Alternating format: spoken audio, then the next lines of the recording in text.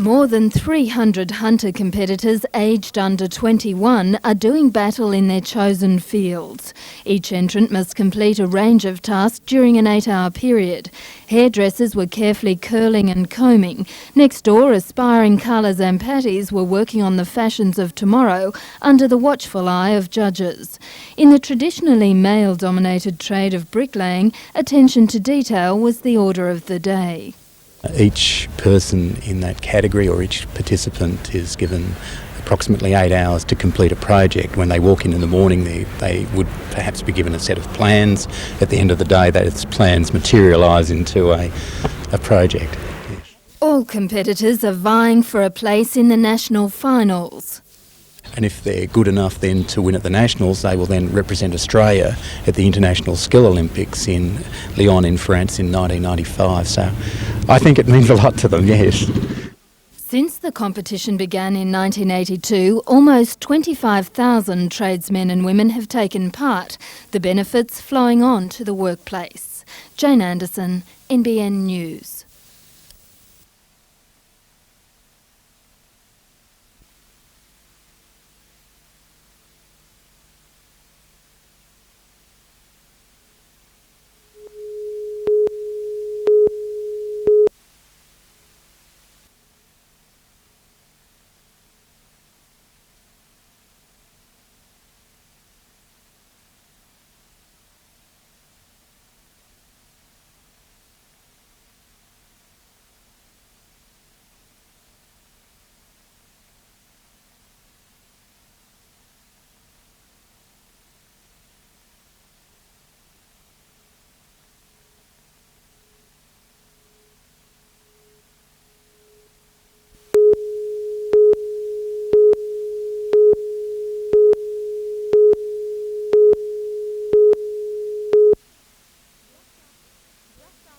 Just after 6:30 this morning, the Army bomb squad moved into the regional mail centre at Warrabrook. Their job to search the building and use sniffer dogs to ensure more than 300,000 letters and parcels were safe. Mail trucks were idle. The facility evacuated just after 9 o'clock last night. We received a call here at the mail centre last night at 9:10, saying that a device had been planted in the building. While police believed the call was a hoax, mail centre management said they had no choice but to treat it seriously, with staff refusing to enter the building until the all-clear was given. Mail throughout the entire region was disrupted. There has been no mail delivered in the Hunter region this morning. In excess of 200,000 articles have not been delivered to our area. The facility was declared safe at around 3 o'clock this afternoon. Deliveries will return to normal from tomorrow. Jodie McKay, NBN News.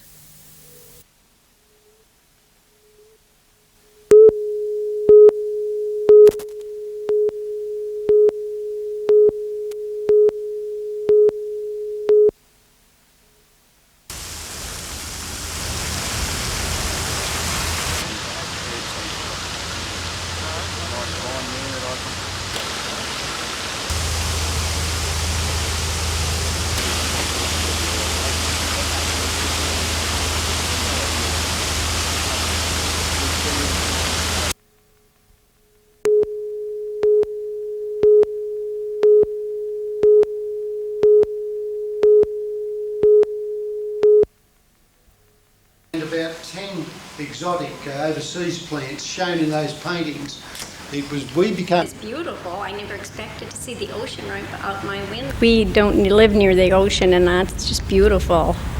1977 and 1988, before you're allowed out.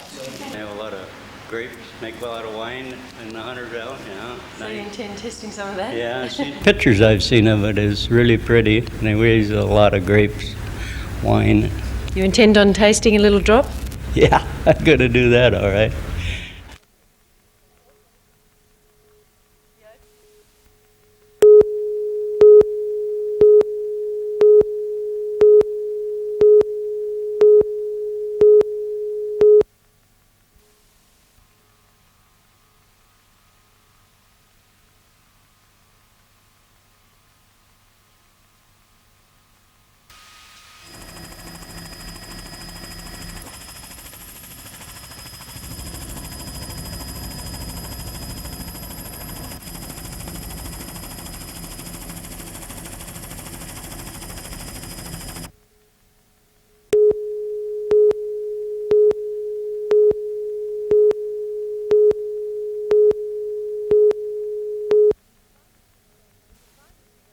Despite a 6-game losing streak, David Waite believes his side can defeat Illawarra.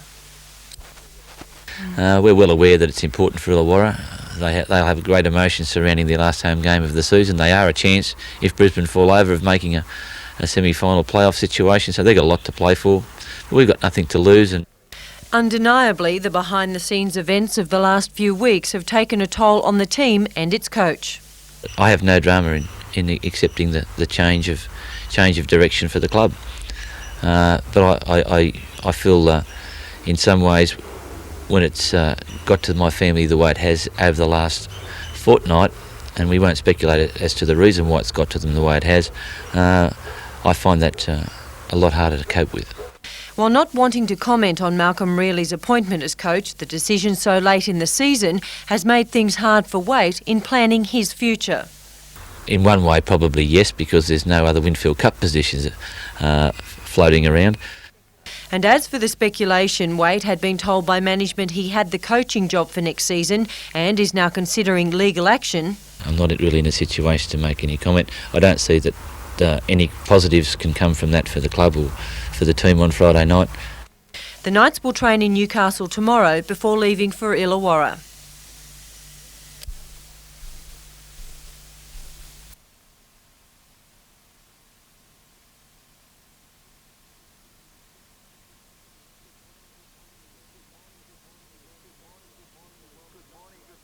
Good morning, and welcome back to AgQuip here at Gunnedah. A little bit brisk, but another beautiful day. Not so good for the drought and for the farmers, but the weather has been good for bringing people here to AgQuip. Here, it seems to be just bigger than Texas. Everything is big. We have behind me here a monstrous tractor. It's a case, 375 horsepower, $185,000. And that's what AgQuip's all about. They're trying to get farmers to come in and buy equipment like this, which they are offering some special deals. But come along with me now, that there's rows and rows of tractors, equipment, $25 million worth of equipment they're hoping to sell on site, $50 million worth of equipment over the next year or so. And there are plenty more monsters on the 180-hectare site. What have we got here, Ian? What is this actually used for, and what's it called? Right, well, it's called a MacDon harvest header, and it's a header front for harvesting all cereals and grain, and it's on a John Deere combine. It's the latest technology. This is the latest and the greatest? This is the latest and greatest. It's what makes it different basically is that it has a moving belt, a draper, and that is the outstanding feature of it. All right. Well, what sort of money are we talking about for a product like this? This would have a retail value of $240,000, and oh, it's cheap. Yeah, that's all, $240,000. Well, it's not the sort of thing that you'd park in the backyard, is it? I can't see anyone in the city having something parked in their garage. No, I don't think so. It needs a fairly big paddock, I think. That is a big piece of machinery. That is about as big as they come. But this is probably more my size and certainly my style, and at $6.90 it's definitely more my price, that little cute thing. Okay, well, I'm putting my life on the line here at the moment for the show, Nat. I hope you appreciate this. We're in here with a bunch of wild ostriches. Well, maybe not so wild, Kevin? I've got Kevin Gleeson here with me from Port Macquarie Ostriches. Tell me about these birds, mate. Apparently they're worth a few dollars. Yeah, these guys are just point of lay birds. They're worth about $60,000 for a pair, or $30,000 each. $60,000 for a pair. So we've got a bit of money in here at the moment. Surely have. And the eggs are quite expensive too, I understand. Well, the chicks. The chicks are, yeah. The chicks are currently selling around about $67,000 at 4 months of age. Okay, and are you finding much interest here at AgQuip? A lot of interest here. Yeah, we're seeing a lot of these conventional farmers from this part of the country looking at ostrich farming fairly seriously now. And I guess I was joking earlier when I introduced the story, but do they have a bit of a go at you, these things? A breeding male in the breeding season will stand you up here and try to kick you, and it can be quite dangerous. So they tried to attack you at all? Oh, yes. We've had plenty of kicks. So you've got to be a little bit careful. Yeah, got to be alert, yeah. Especially when you're picking the eggs up, it's usually the worst time. The hen's laid an egg, the cockbird's in there, and he's fairly protective of the egg, and he wants to kick you. Okay, so you think that the days of cattle and sheep are perhaps gone? Oh, I think so. I'm sure so, yeah. Okay. Yeah, this is the future. All right. Bigger than the merino and sheep industry in Australia. Good on you. Okay. Thanks for spending some time with us. No problem. Anytime. Meanwhile, it's important for every up-and-coming country bloke to try and really look the part. And I've got the boots. I've got the raincoat. It's going to have to rain eventually. And, of course, the big hat. Well, that's it for this week from me. It's been a great couple of days here at AgQuip. Now that I look the part, all I need is a nice big property. I'll see if I can go and find that now. See you later.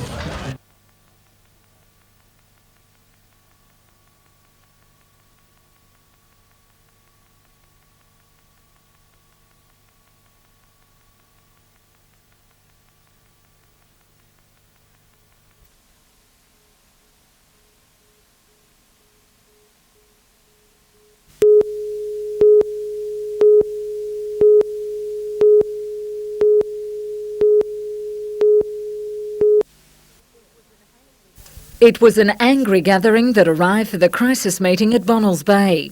Volunteer bushfire fighters had travelled from across the Hunter and Lake Macquarie. One bus from Maitland was overflowing.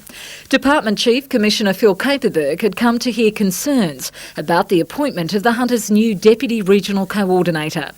The dispute flared last week after senior officers voted to withdraw their services from tomorrow if Wyong's District Control Officer Graham Swain got the job. In support of the protest, Regional Coordinator Bob Hatton resigned. But after more than 2 hours, the meeting voted not to strike, despite the Commissioner's refusal to back down. Are you happy about the outcome? Sorry, can't comment. I think there is a better understanding tonight than there was previously of the role of the person and of some of the concerns. While the Commissioner's visit to the area helped to avert a strike, district officers voted to review the performance of their new Deputy Regional Coordinator in 12 months' time. If he fails at that position, like any other public sector employee, corrective steps will be taken. Mr Swain will take up his new position at Cessnock next month. Melinda Smith, NBN News.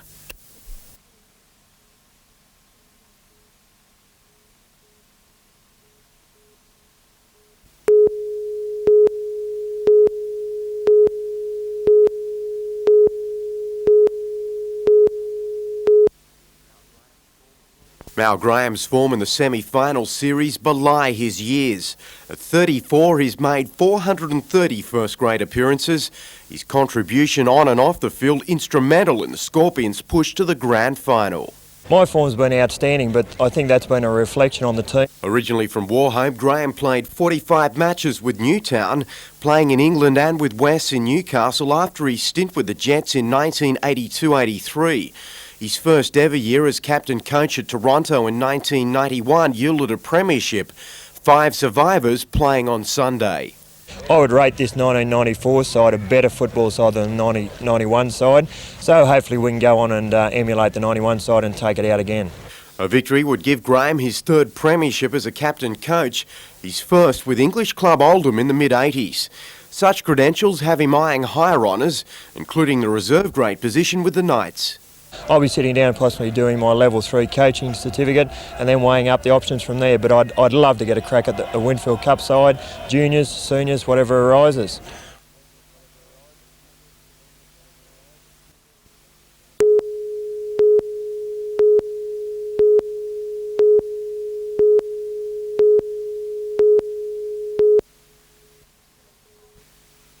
Police have in the past issued warnings about the con man. Today they again appealed for elderly people to be aware.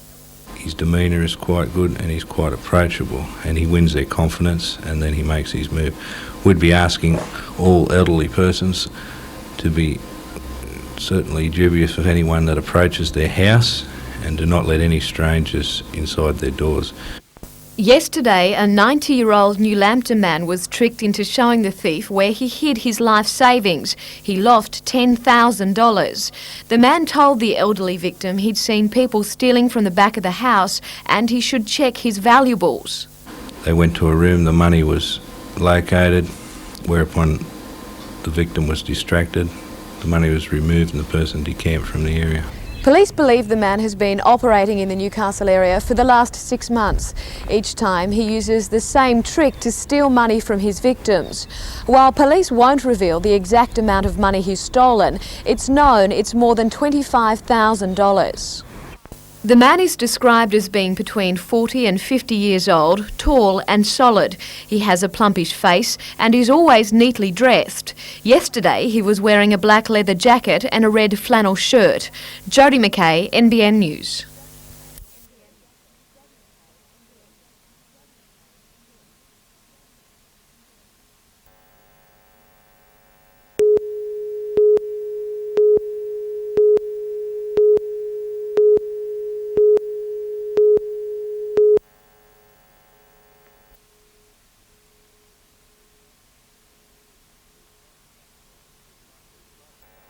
Ridden by Chris Munn's Brave Warriors' sixth win returned $2 and $1.30. Simulcast second paying $2 and Just a Printer $3.30. To Melbourne, where Bundy Lad was the horse to beat on the turn, and the Sky Channel Memsie Stakes over 1,400 metres. Bundy Lad may now be set for the Epsom handicap, outstaying former Scone galloper Spanish Mix and Reading. The Quinella paid $56.40, the trifecta $5,324.30.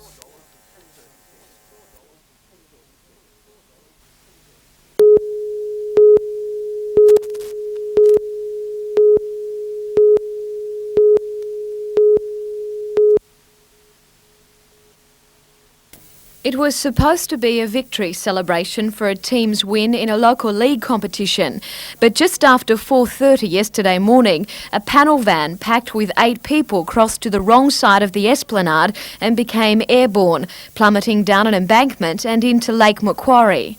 Killed were 18-year-old Rhonda Sanderson of Burrigal and 26-year-old Michael Wilkinson of Spears Point. 6 others were injured. Police today interviewed the survivors, some still in hospital. As yet, the cause of the crash hasn't been determined. The road which skirts Lake Macquarie is funded by the RTA but is maintained by Lake Macquarie Council. The section involved is straight and there is no guardrail. Today, Council General Manager Robert Gray said it would be difficult to fence the entire strip, but depending on police findings, that could be looked into. Jodie McKay, NBN News.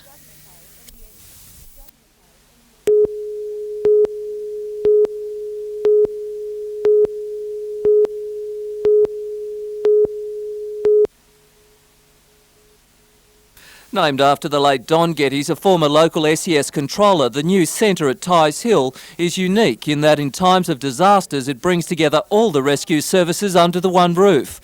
Today, Don Geddes' widow Maria Geddes said the opening would have been a dream come true for her husband. I'm sure he would be saying, we've done it, we've finally done it. The ceremony brought together local services chiefs and also the Director General of the State Emergency Services, Major General Brian Howard. The Governor of New South Wales, Rear Admiral Peter Sinclair, officially opened the building after praising the courage of our emergency workers.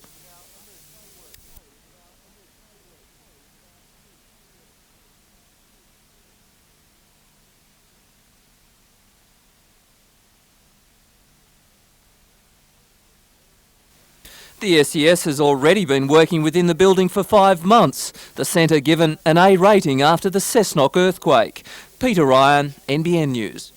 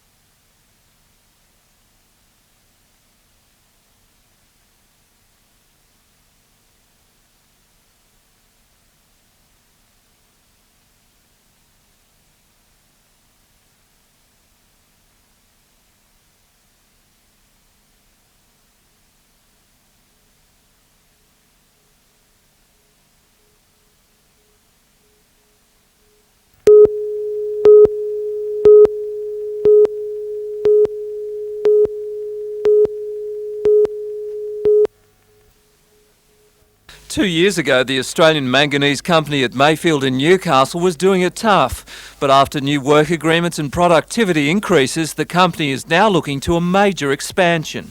We are going to spend 11.3 million for the expansion. An arm of BHP Minerals, the plant purifies manganese ore for use as the power source in batteries. Australian Manganese turned over $50 million worth of product last year, 98% of it exported.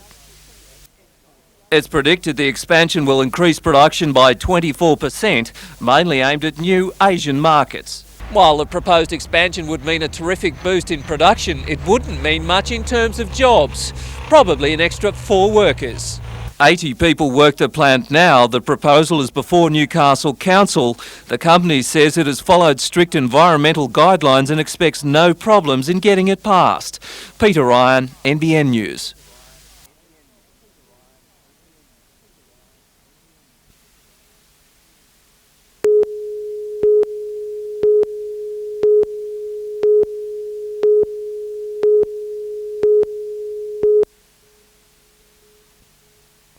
Hunter police have, for the last 12 months, been educating our school children on their right to feel safe. Today, that message was taken to Hamilton North Primary School. The children are taught how to identify whether they may be in an abusive situation and then where they can go to get help. They're encouraged to select 5 adults they believe they can trust.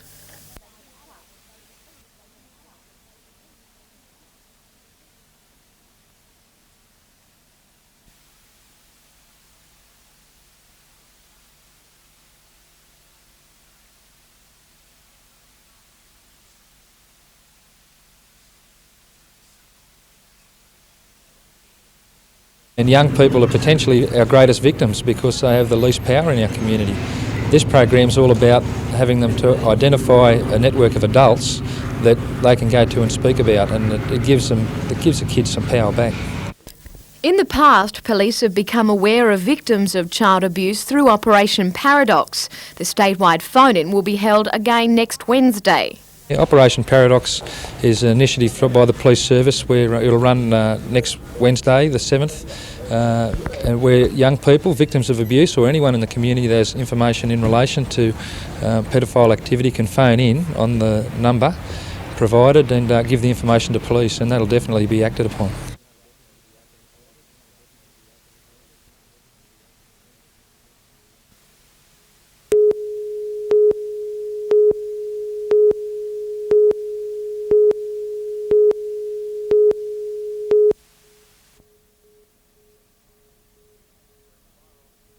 When fire officers arrived at the Thalaba Street home at about 5:30, the building was well alight. The entire rear section of the house was involved in fire, and smoke was billowing out of both sides and the front.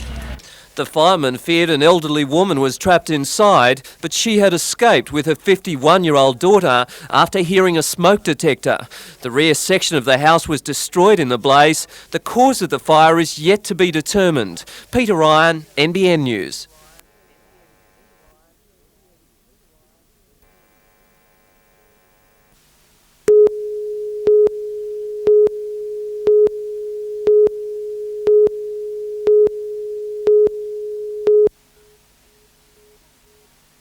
The tropical whale is said to be enjoying its surroundings, but the National Parks and Wildlife Service may take advantage of king tides in the next few weeks to remove the creature from the Manning River.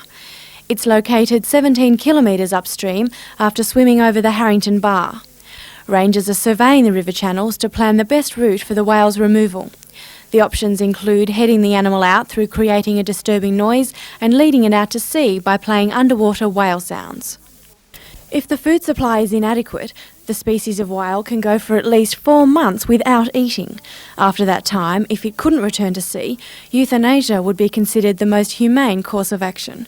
National Park spokesman Lawrence Orrell says intervention may not be necessary and discussions are taking place with whale experts around the world.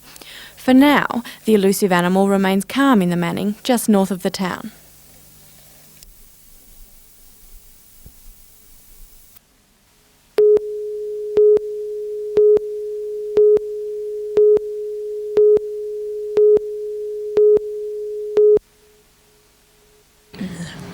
This gymnastic display is just a taste of what's to come over the next 3 days. Schools from around the district watched this morning's rehearsal.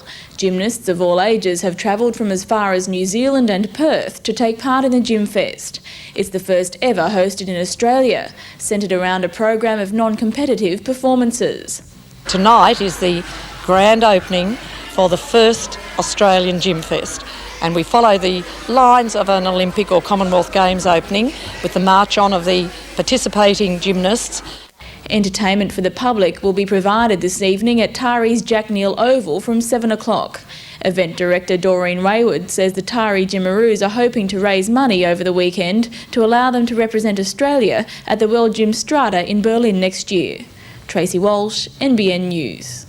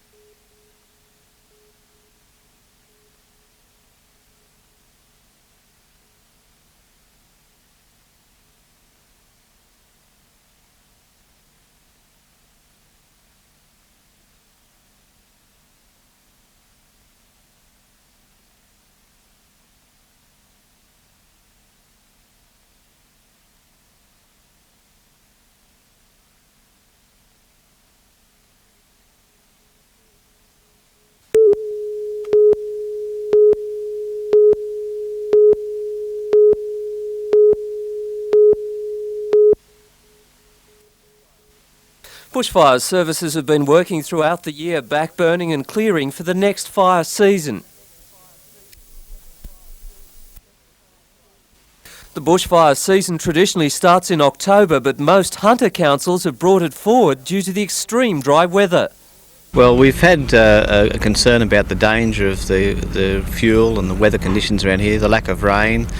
We've consulted with the other fire authorities and on that basis recommended the council to bring the danger period forward. Homeowners have been asked to clean out their gutters and yards to cut back the risks. The early season means special restrictions. You need a permit from the council to burn off a property to clear fire breaks and so forth. You can only burn household garbage and refuse in rural areas of a night, and cooking fires during the daytime have special requirements such as clearances around the fire. Port Stephens and Great Lakes councils are the only areas to hold off till the traditional start of the season next month.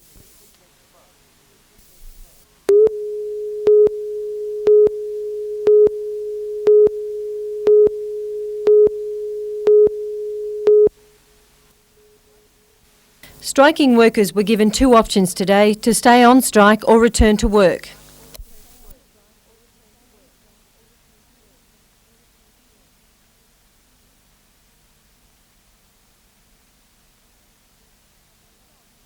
As a result, the workers will stay out indefinitely. What the blokes have said here today is if Barry Goldstiver wishes to turn around and shut the pot line down by this resolution today, go ahead and do it. The union will now notify the Commission of the workers' decision not to seek arbitration. The Commissioner has the power to sit back and let the strike continue or suspend the bargaining period, thereby lifting protection on the workers' strike action. Plant manager Barry Goldstiver says he'll request the Commission lift strike protection. Without protection, the strikers could be sued for damage to the company, for example through lost production, or possibly be sacked upon returning to work. Goldstiver says the plan to begin closing down potline number 2 on Monday still stands. This would reduce production, enabling the re-rostering of fatigued staff who've been operating the plant since the strike began 3 weeks ago. If we cut back the production, it frees the staff who are working in potline 2 to work in other areas, and that means that we will be able to roster everybody to have adequate rest periods.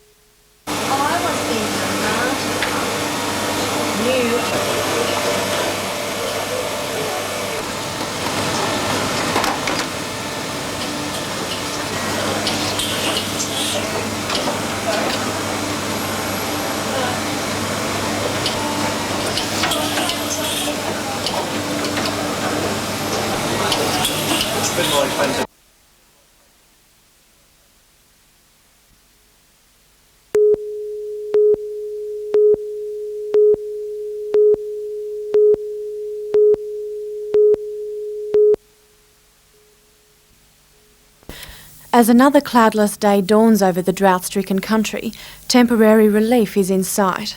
Victorian farmers have stepped in to help struggling New South Wales farmers reeling from the devastating dry spell.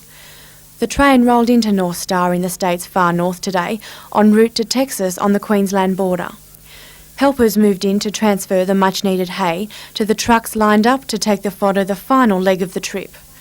The train line ends at North Star, so transport giant TNT offered their services to take the supply the final 150 kilometres to Texas. I mean, it's rural Australia, you've got to do something. So we figured this was a great opportunity to help, to do our bit. For the farmers struggling to survive, it is an uplifting gesture. It means a lot, mainly in the thought that's behind it. It's giving the rural industry heart to think that other people care, and that's what it's bringing us, our plight, the farmers in general in drought areas, it's bringing it to the city folk. And despite the desperate conditions, the feel-good outback grin is still in their fighting. Amanda Bolger, NBN News.